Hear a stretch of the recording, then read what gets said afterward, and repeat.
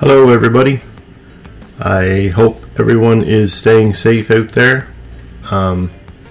It's time to oil undercoat the car, and this is what I use. Rust protectant, Magnum. Works really good. And it's a very thick stuff, so what I usually do is I mix probably about 3/4 of this in with it, this Rust Check. I want to remind everybody too that I'm not being sponsored for any of these videos. Rust Check did not sponsor me, Magnum did not sponsor me, DeWalt does not sponsor me. This is just what I use. I bought all this stuff myself, and this is what I use. This is the Corolla, and you can see it's a little dry under there. This car, when I bought it, it was oiled every year from when it was new, so I mean it still has oil coming out of the doors. That's how much oil undercoating has been on this car. When we got the car, you could not see the engine. There was that much oil all over the inside of the engine, up on underneath the engine bonnet. It was really soaked in oil. So I'm not going to do inside the doors or inside the rockers because the oil is still coming out of there. There's lots of oil in there. So this was just to do the underneath, and I sprayed a little bit up in around the engine bonnet area, but not a lot, and that's it. Normally, if I was doing a full car, one of my vehicles, I would do in the rockers and everything, but this car has been drenched in oil since it was new, so there's plenty of oil in the doors and in the rockers, so there was no need to do it. I didn't think so.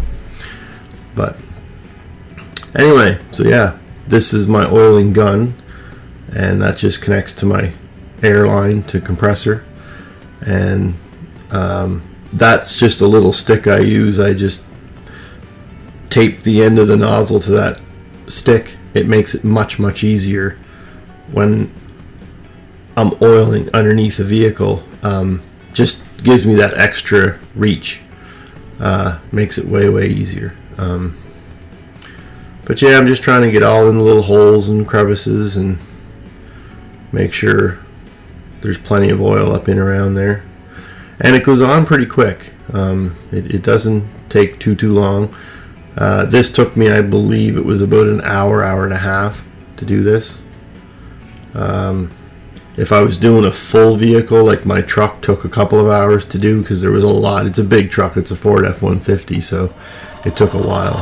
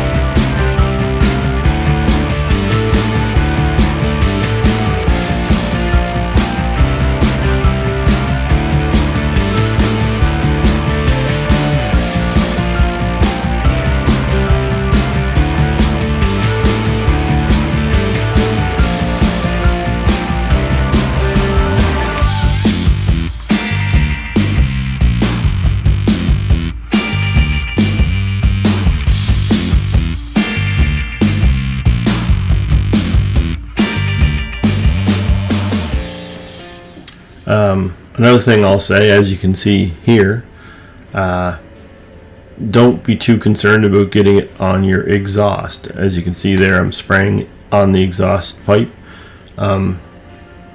It's not a big deal. You will get a little bit of a burn smell, but it's not a big deal. After 50 kilometers or so, that smell will go away. It's not really an issue. I like to put a little bit of oil on it anyway, because usually the car will sit for, sometimes it'll sit for a day before anybody drives it after you oil it, so that oil will soak into that exhaust pipe metal and actually be good for it. So one thing I will say though is do not spray this up around your disc brakes.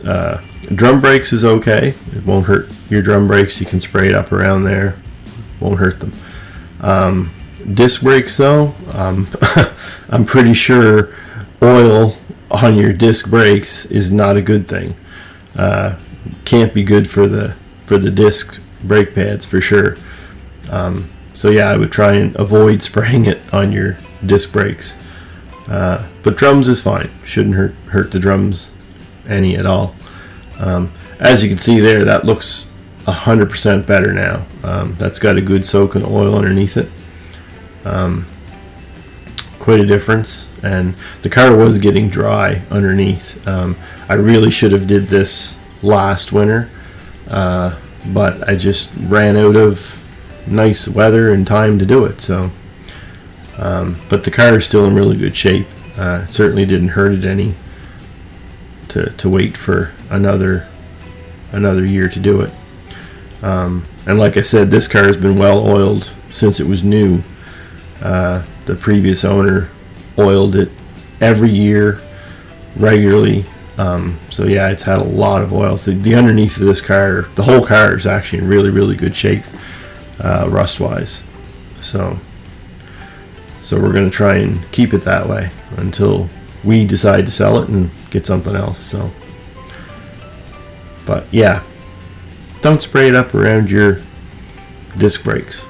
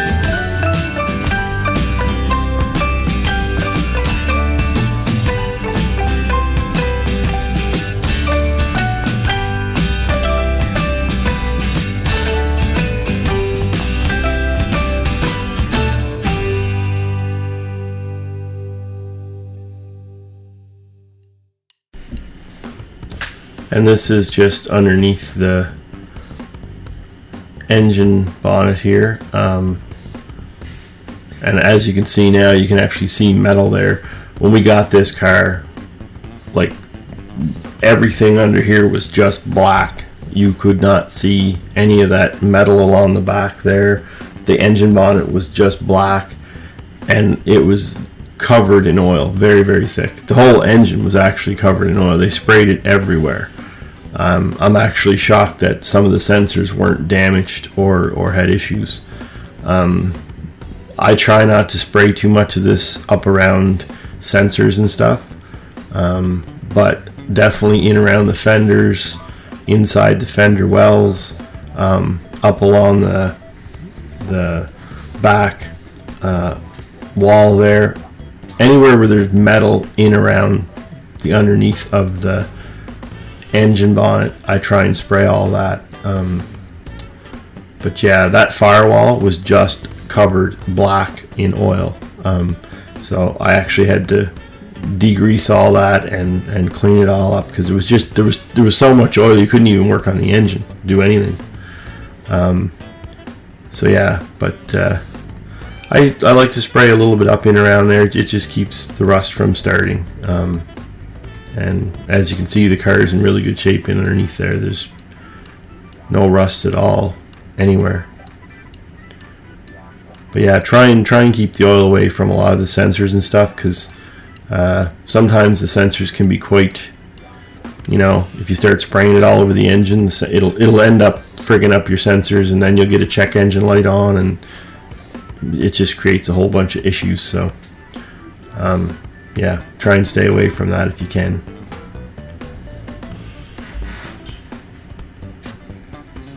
I should also let you know that this car is actually a 2007 Toyota Corolla, and I think it's got around 220,000 kilometers on it. So for a 2007 Corolla, it's in pretty good shape. So this is in underneath the back axle. I actually turned the car around and jacked it up at the back. Just, it makes it a lot easier to get oil up and around the back. But it still looks pretty good up in there. It's not too dry, so. And you can see there I got some oil on the muffler. It's not a big deal. It will burn off. Depends how much driving you do.